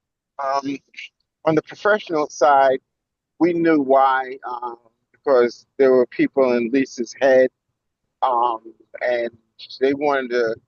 They would you'll hear things like, oh well, we didn't do it because Full Force was getting confused with Cult Jam. That was just a bunch of bullshit. you know, who Lisa was rocking with. Tony, she kind of wanted to make it about her and Lisa. So they fictionalized a lot of stuff. We get it, but they went about it the wrong way. With us, it's not about what you do, it's how you do it. So on the professional side, well, we get it and we address that in our own way. On the personal side, it was bullshit for me, talking about Paul. And I said that in a concert, and I made sure my people sent it to Lisa and Tony because that was stupid shit the way they did it. So there's a way to do things. So in the end, they got a lot of repercussions because people would be like, "Well, how you going to make a film without full force? It makes no damn sense." You understand? It makes no damn sense. Even certain innuendos initially. Later on, the love came back because they was getting bitch slapped all over the place in interviews. But initially, it was this and innuendo and this and that. And I'm like, all right, what's this ignorant dumb shit? It was in their ear. So that's my view. You understand? So it's all good though. We just keep on pushing. Yeah, the bottom line is that it was their movie. You know what I mean? Tony and Lisa co-wrote it, and Tony wanted to tell her story, which she threw her story in there. I mean, it was over exaggerated because certain of the scenes that she's in real life she wasn't in. And Coach Jam spoke on this when you interviewed them as well. And the thing about it is that, it's great. I used to have respect for Tony, and I thought she was, I still think she's a dope talent, but she was integrated into the story, and she wasn't even there, part of the Lisa and Cult Jam success, which was 3 years that took place in the movie. And Cult Jam is the one that relayed this to me and told me that, you know what I mean? But I know in movies you have to have dramatic license and sometimes go over the top and everything like that. And it is what it is. I'm hoping that maybe next year what we set out to do is hopefully we do a reunion, because I think the fans would love that. Since there's so much respect and love, it should be a reunion next year with Lisa, Cult Jam in full force, which is something we tried to do before when Lisa was on the phone with me and said she would love something like that. And we all met, me, Lisa, Paul, and Al, to talk about it. But after that, it is what it is. And, I just wish them the best in what they do. That's all. Yeah, but then I guess B, is it knowing what you guys missed out on the with William Morris, there must be a full force story that incorporates all the groups and all the things that you guys have done. How hard is it, or easy? How hard is it to try and bring the full force story to the big screen? I don't know if we're going to do it in that way. I'm sure either we'll do it like a biopic or we'll do just a well described documentary type thing. But yeah, we're going to have to. I mean, there's so much history. Yeah, it won't be a biopic, but it'll be like how Reggie did Clarence Avant, like how B said, Yeah. it's a documentary type thing. That's how ours will be. Okay. Is that stuff that we can look out for? That's a good analogy. Is that something definitely. we should look at? Okay. Yeah, we're working on that. That'll happen. Okay. And I guess the final question that I had was really about your three cousins. So when you're not producing as full force, are you guys touring separately as just the brothers? Or what's that arrangement now? Because I know you're going on tour on a cruise with a Law and doing some other shows. How do you guys just decide on who's going to sing and who's going to be on the tour? Oh, that's easy. I mean, because the deal is right now, I mean, the cousins aren't even thinking in that mode as far as like performance, because it's so involved, like to do that now, to like, the band and the syncing and everything, to bring it all together. And there's a lot of different members going through a lot of different things. So, the three of us just going there and knocking out shows is so much easier than opposed to when it's the whole band of us. Okay. But as far as the production end, we're going to do certain things from a production standpoint. It's going to surprise people. It's going to be different, but it's going to be surprise people because I really believe that when it comes to the music, stuff like that, I believe like Jerry in Full Force, he's a DJ as well. I believe we're timeless. I believe that we could actually pay attention to what's going on. I believe that we could do things kind of different. And I believe we're going to shock people. We're going to shock people from a music standpoint. I really believe that. And But no one's done. And that'll seal our legacy to do that. Yeah, because I wondered though, because I've just seen Paul coming out of a recording studio. I mean, are you guys, how come we haven't heard anything from Full Force as producers since, I think 2014 or so? Yeah. Yeah. I mean, it's coming. It's coming. Yeah. Mm-hmm. Yeah. I just think it's a thing of like life. Life starts lifing you up, and things like that. And, but I think that paying attention to what everybody's doing and knowing the direction that we're going to go from a production standpoint, we're going to surprise people. I believe people are going to be like, who did that? Okay. Be like that. Yeah, I do. So would it be Full Force music or would it be you guys producing for others like you probably did, Backstreet Boys and back in the day, or could you still get into that pop market and still perform and still produce and write? Well, I know Paul's working Absolutely. some stuff, but yeah, in my mind, it's that direction. It's that direction.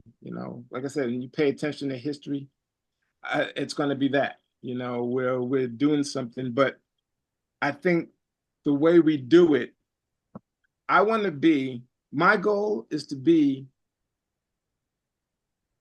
the type of producer that younger producers see and other entertainers see and say, yo, I'm in my 50s and the 60s and shit like that. I want to be like them cats. I want to be that.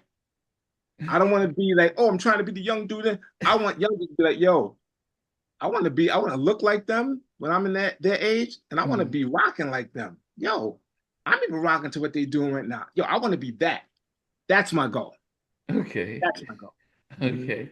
I think Paul is frozen up. But Lou, then, do we have a time frame for the fans to look out for? Well, we're working on it now. Like what I think it was Paul or B said earlier. Like with us, of course, a lot of health issues, and we're primary caregivers of our beloved mother, 88 years old. Baby Jerry is a primary caregiver of his beloved father, 98 years old. So a lot of times, 98. So a lot of times life comes in the way. Now I think Jerry is getting ready to because when we did All I Have to Give by the Backstreet Boys, that was Jerry was the one that wrote that song, you know what I mean? I arranged it for the guys to have different parts, even though the record company says, make sure Clive Calder, make sure Nick sings the lead from start to finish of that song because all the women love Nick.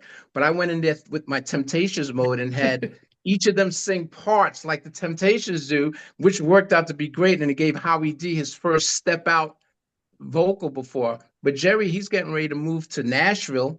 So he's going to be doing some music work there, and everything will be all coincide as well. So we got some surprises, just like we surprised people when we came out with the whole pop stuff with the Backstreet Boys. People didn't see that coming, So we always got something up our sleeves.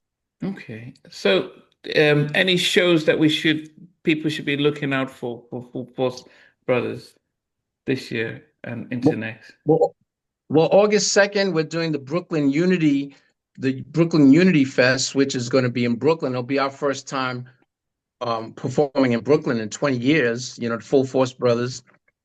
And with Kid and Play, celebrating the 35th anniversary house party. Jadakiss is on that bill as well. Little C's, Mad Lion, and Lola. Lola is one of the hosts. Lola Brooks, I think her name is. And it's going to be crazy. And then we go on the Soul Train cruise as well. And we have some stuff that we're working on as well. So we're excited about the Soul Train cruise because that's been on my bucket list because Don Cornelius was such a great friend of ours, and we're going to be dedicating our performance to Don Cornelius. Okay. And Paul, are you how come none of you did a solo album? Well, Paul's been doing some solos. Paul, is he on? Oh yeah. With me, I always act on cylinders, phrases, everything needs everything. And this life so fleeting, being a three-time cancer champion, you never know how life can bring you different chances.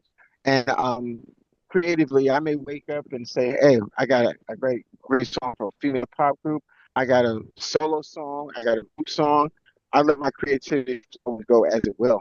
I've released solo singles before. I've inspired Lou to do this.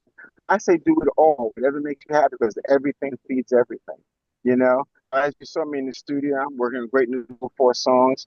As we were saying, producers, I get that now because I'm always dealing with producers. I always have. Um, Oh, well, you kind of okay. So, he's still in. Okay, Sorry, yeah, I'm driving, man. Sorry yeah, about it's that. fine. But many years ago, I'd work with young producers, help groom them, and one of my favorite things when I had this young producer, I helped in shaping, grooming, taking one of his songs, taking and even trying to get and Your phone's I breaking up. pride in Yeah, he's breaking up. take pride in Paul, you're breaking up. Yeah. But just to leave on that. some Paul's. Yeah, you're breaking up, P. But I don't know what he was saying, but I know like what Paul said that Paul would be the one to venture out to work with other young producers. One young producer that Paul brought to the camp to do his first recording was this producer named D. Emile, who's since won Grammys and everything like that. And Wow. he co-wrote and co-produced a song with us called "That La La La" for Rihanna's first album, Rihanna. the Ponder Wow. Replay album. And Paul brought him, and he worked with us on that. And he always gives us thanks for his first start. But he's been doing stratosphere stuff, and we're proud of him. Mhm. Wow. My goodness. I Yeah, mean, so that's why okay. working with other people is always good. Go ahead. Yeah. No, I know I've kept you guys, and that was my final question about producing to their new music. Um, I, definitely want to be able to thank you guys for your time and your story. But also I think you guys are probably unsung as producers, even though we know about Lisa and Cold Jam. We know about UTFO, um, ex-girlfriend and stuff. But when people are talking about the producers that were dominating 80s and 90s, we talk Jimmy and Terry, LA Babyface, Teddy Riley, maybe Dallas Austin, and I don't know if Full Force gets the same recognition with the long body of work that you guys did. Um, and so that is something that people, I mean, of course, your credits are there and everything, but I don't know if people would always be surprised what you did and how long you were you're very how long you guys have been in the music business, making the charts. The success of House Party took you in one direction, but I wonder if it took away the actual credits of the producers of Nah, Full Force from nah, it definitely didn't take away the credit. I think it made it even more noticeable. Here's the thing for me when it comes to that. You've named some people that have some pretty impressive bodies of work when it comes to Terry and Jimmy and like LA and Face and Teddy. The thing that I feel that I personally like and means a lot to me is the respect and admiration that I receive from people like that. Mm. That really means a lot to me. That means a lot. When I see like Terry and Jimmy and they'll talk about certain things in the sound and Teddy Riley. I'll never forget we went to Teddy Riley's his it was a release Futuristic. party for his new label called Future Records. Mm. And he asked us to come there because I was blown away that we was actually in his thank you credits because didn't know him personally, didn't like know him, and we was in his thank you credits. And I remember when he walked into the club, and he looked at all of us. Now, usually people will know that, oh, it's full force. And a lot of times they'll know Lou or they know Paul, because they're the lead singers, or especially Lou, a lot of times. But he made it his business to actually look at everybody in the group and said, Boylega Lou, Baby Jerry, Kurt, 3Ts, Paul Anthony, Be Fine, Shy Shy. He knew everybody. And I remember like talking with him, and one thing that he never forgot is that in Club Bentley's, he was asking a bunch of questions. And I remember this because at that time, a guy named Terry Gatlin was in their group at the time. And I think he was there. I think he was there at Club Bentley's too. Kept asking a bunch of questions. I don't remember this, but I remember that. And all he kept getting is a lot of just answers and just positivity and just and he never forgot that. And he put that in his album. He put us in his album credits because he admired how we produced, and he admired that. It reminds me of something that Lou said a long time ago when we was on tour. And I had a nature about me, didn't give a damn too much. You know, I remember always getting hand demo stuff, and I remember getting handed demo, and I just flung it to the bed. You know. And I remember Lou was serious. Lou said, "B, man, don't do that, man, B. You never know when we're going to be on that end of things, man." Yeah. And I never forgot that. And I think that thing with Teddy, it always makes me think about that. And Teddy always revered us like that, always respected us, always loved what we did. And those things mean a lot to me. I mean, some people just take it as like, oh, it's cool, but I never forget it. I remember we saw T-Pain at some place we was doing with the red carpet. And he looked at us and he started naming the songs we've done. And he started just doing like this, giving us bow. And I think T-Pain is dope as hell. You know, I think he's an incredible writer. I think he's a melodic genius, you know. But so to see that, or Pharrell, or whether it's Timbaland, the things they say about us, the things they say about, because I know they're talking about the music, you know. That really means a lot to me. It makes me feel like I could do this. I could do this because of things like that. They have no idea that it affects me in that way. At times when it's like, I don't know. They make me feel that way. So for me, that matters the most to me, you know, that the peers of these guys that have such great success look at the body of work of what we've done and feel what they feel and say what they say. Even Kanye mentioning us with the drum sound, the way the production sounds, and that means the world to me. It really do. Yeah, we get a lot of respect from our peers, which is great. I mean, you mentioned Teddy Riley. We even had the opportunity to work with Teddy Riley in the studio together on a Monifa album, and we co-produced and co-wrote with Teddy. Well, we wrote one, and then we co-wrote another one and produced with Teddy 2 songs on Monifa's album. We was right there in the studio with him in Future Studio, and that was a great experience as well. So, our peers always give it up, and we always feel great for that. Yeah. And so, and it always comes down to sometimes the authenticity of the person goes a long way with us, you know, beyond the normal range. Give you an example, because of your authentic nature and you come to us wholeheartedly. I can't believe you got us on this call for 2 motherfucking hours. We must really love you. Yeah, The hell? Like, we don't do this, nigga. Yeah, that's real. Nnamdi, you're a legend in what you do too, brother. And we got a lot of we have a lot of respect for you as well. So thank you so much, brother. Yes, sir. I mean, listen, I didn't know we was revered like that in Nigeria. I would like to take a trip down there now, see if we can get a gig out there too. yeah. I mean, I don't think people know that you guys did basketball, but because that was a big song. But come on, Alice and one if I take you home. I can still remember coming back from school and listening to you guys on the radio. So I think it's mind-boggling, you know, to be able to sit down with the three of you guys now, knowing the impact you guys have had.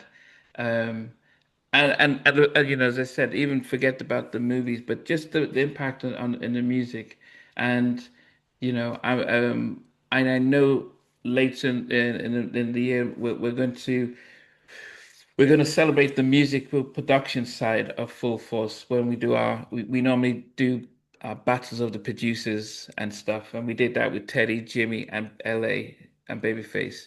We said that we had to find five songs produced by each of them and rank them up.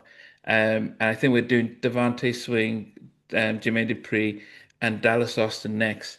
But then we're gonna do one with Full Force, Spider-Man and Freeze, and I think it's going to be Carl West. I don't know. So we're going to then find five of your best productions and mix them around. But the trick is you can't. So you can only have one song from Lisa and Cold Jam. You can only have one song for Cell Peps, right? So it has to be from five songs from five different artists, so that it then yeah. So we're that's going to be part of our celebration of Full Force. But I can't wait till You you know, guys something like that is go so ahead, Paul. it's so funny. You mentioned Kyle West. I was telling Albie Shore just a month ago.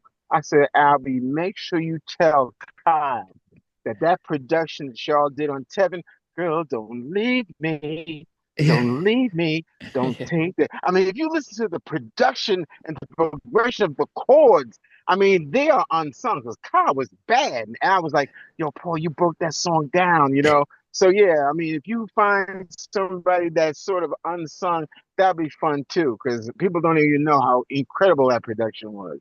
So yeah, Yeah. man, that'll be fun. You know, whatever it is, man. But listen, Yeah. I'm gonna have to get off, and I don't want to No, no, lose no. again, Yeah. man. Once again, keep your genuine heart, my brother. Keep your genuine heart. We appreciate it. Okay. Yeah, no, definitely. As I said, don't let us know when the music is coming out because we're gonna go live so people Oh yeah. can yeah, so when the Oh music's yeah. coming out, I definitely will people are gonna be excited about that. Yes. But Good. Good. Good, man. And yes. what you need to do is put us in touch with some promoters in Nigeria or some promoters like that, man. Let us know because they don't know. We still kicking them. Still, listen. We may be old, but we ain't cold. Let's go. Spread the word, and we're ready to take it to the stage here and over. Everything global, everything legendary. All right. Thank Most you, brother. definitely. Thanks, Paul. Well, Lou and All B, right. God bless. definitely. I appreciate you guys and appreciate the time. And yes, as I said, if you guys are coming out with new music, we definitely will make sure that it everyone gets to know and celebrates the legendary Full Force because you guys No, are no no doubt. I longer appreciate unsung. that. You definitely aren't. Yeah. Thank you, Uh, Nnamdi. Appreciate yeah. that, brother. Sounds Thanks good, very man. much. Yes, it is about 5 minutes to All right. midnight here in the UK, but Cool. it's Well, been worth it for me being able to speak with you guys. So thanks very much. Yeah. no Thank you, brother. problem. God Okay, bless you. Stay blessed. will do. Thanks, All guys. right, Nnamdi. All right. Bye. Bye-bye. Bye. Hey guys, thanks for watching. Thanks for being a part of Halftime Chat. Please remember to subscribe, share, and comment. But most importantly, why don't you become a member of Halftime Chat? We've got amazing videos, amazing perks, and being able to support the channel. But anyway, thanks for watching. Take care. I never participated in that kind of. And somewhere in between us, or even loving us, on which I didn't miss you with. What was it like growing up? business and she's still making an impact on 4 houses down. I have a couple of pieces. Trying to get this one and that one. That works for you, but just for me, No. Okay, you okay? They don't understand what Jonas Boys and men all play it. And all these guys, they all work together. I mean, I love all different genres.